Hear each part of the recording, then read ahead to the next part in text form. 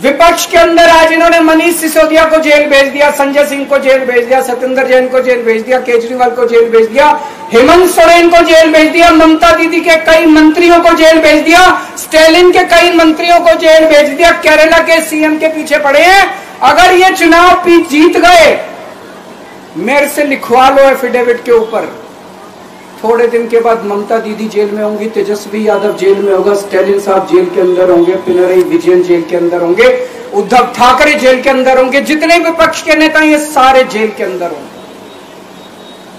अगर ये चुनाव जीत गए, इन्होंने बीजेपी का एक नेता नहीं छोड़ा, आडवाणी जी की राजनीति खत्म कर दी इन्होंने, मुरली मनोहर जोशी की राजनीति खत्म कर दी, सुमित्रा महाजन की, शिवराज सिंह चौहान जिसने मध्य प्रदेश का चुनाव जीत के दिया इन लोगों ने, शिवराज सिंह चौहान ने उसको मुख्यमंत्री नहीं बनाया, उसकी राजनीति खत्म कर दी। वसुंधरा राजे की राजनीति खत्म कर दी इन्होंने, खट्टर साहब की राजनीति खत्म कर दी, डॉक्टर रमन सिंह की राजनीति खत्म कर दी। अब अगला किसका नंबर है?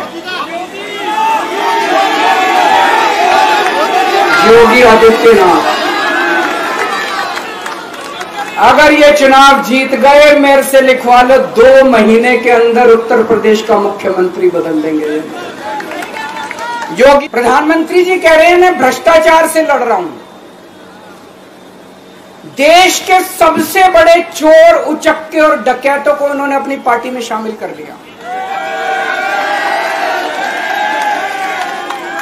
जिन लोगों को 10 दिन पहले मोदी जी कहते थे 70,000 करोड़ का इसने घोटाला कर दिया, थोड़े दिन के बाद उसी आदमी को अपनी पार्टी में शामिल करके किसी को डिप्टी सीएम बना देते हैं, किसी को मंत्री बना देते हैं और उनके सारे ईडी और सीबीआई के मामले खत्म कर देते हैं और कहते हैं मैं भ्रष्टाचार से लड़ रहा हूं।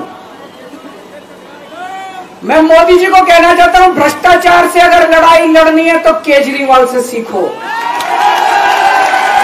प्रधानमंत्री जी, भ्रष्टाचार के खिलाफ लड़ाई केजरीवाल ने लड़ी है। 2015 में जब दिल्ली में हमारी सरकार बनी थी, हमारे एक मंत्री का एक ऑडियो मेरे पास किसी ने व्हाट्सएप कर दिया। उस ऑडियो में मेरा मंत्री किसी दुकान वाले से 5 लाख रुपए मांग रहा था। किसी मीडिया वाले को नहीं पता था, विपक्ष को नहीं पता था, आप लोगों को याद होगा। मैंने अपने खुद मंत्री को सीबीआई के हवाले कर दिया, जेल भेज दिया था अपने मंत्री को। ये होती है भ्रष्टाचार के खिलाफ लड़ाई। पंजाब के अंदर मेरा एक मंत्री भ्रष्टाचार में, मेरे को पता चला कि वो पैसे मांग रहा है। वहां पे मान साहब ने उसको, किसी को भी, विपक्ष को नहीं पता था, मीडिया को नहीं पता था, हमने अपने मंत्री को उठा के जेल में भेज दिया। तुम देश के सारे चोर उचक्के डकैतों को अपनी पार्टी में शामिल कर लो और केजरीवाल को जेल भेज दो और कहो मैं भ्रष्टाचार के खिलाफ लड़ रहा हूं। तो आप भ्रष्टाचार के खिलाफ नहीं लड़ रहे प्रधानमंत्री जी, आप देशवासियों को बेवकूफ मत समझो। देश बच्चे बच्चे की जुबान के ऊपर हो रहा है कि सारे चोर चक्कों को अपनी पार्टी में शामिल करके और ईडी और सीबीआई के सारे केस उनके रफा दफा कर दे। केजरीवाल को क्यों गिरफ्तार किया? केजरीवाल को गिरफ्तार करके उन्होंने एक मैसेज दिया है सारे देश को कि अगर मैं केजरीवाल को गिरफ्तार कर सकता हूं तो किसी को भी गिरफ्तार कर सकता हूं। कोई केस नहीं होगा, कोई मामला नहीं होगा, तब भी मैं तुमको गिरफ्तार कर सकता हूं। एक बेहद खतरनाक मिशन चालू किया हुआ है प्रधानमंत्री जी ने, बहुत ही खतरनाक।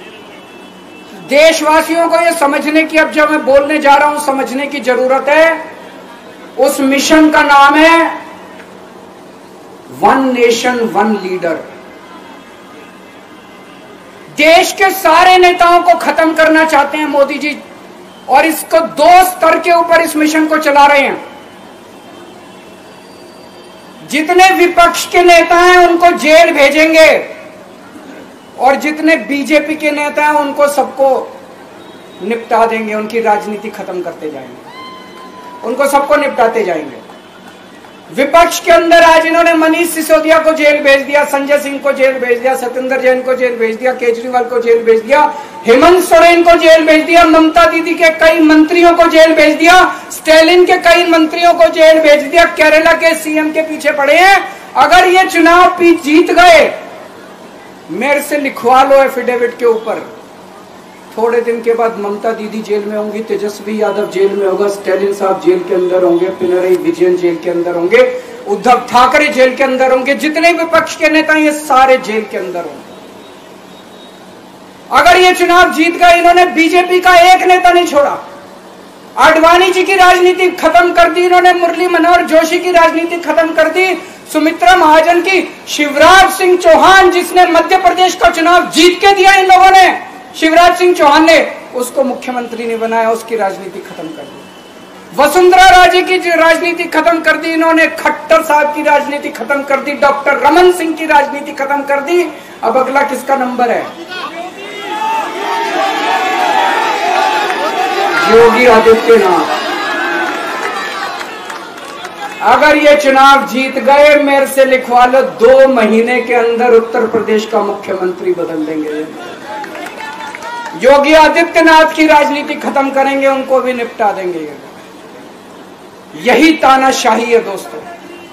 वन नेशन वन लीडर ये चाहते हैं, एक ही तानाशाह इस देश के अंदर बचेगा, एक ही तानाशाह इस देश के अंदर बचेगा।